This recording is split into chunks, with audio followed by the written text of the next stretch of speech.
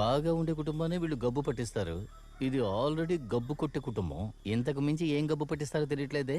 ఏంటి ఆకాశం జాలీగా ఉన్నట్టున్నావు? అవునండి.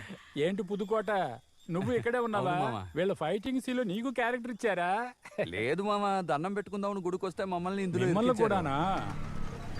తమ్ముడు ఏంటయ్యా, లైట్ గా వేసుకుని వెళ్ళామంటే అక్కడ మాట్లాడడానికి బాగుంటుంది. మందు కొట్టే టైమా ఇది? అక్కడికి వెళ్ళామంటే మన చెల్లెల జీవితం, బావ బొమ్మడిది, తల సెంటిమెంట్ టైం ఉండదు. లైట్ గా వేసుకుని ఉంటే కొంచెం కొట్టడానికి ధైర్యం వస్తుంది. 2 నిమిషాలు బాబు. వెళ్ళండి. త్వరగా రండి, త్వరగా రండి.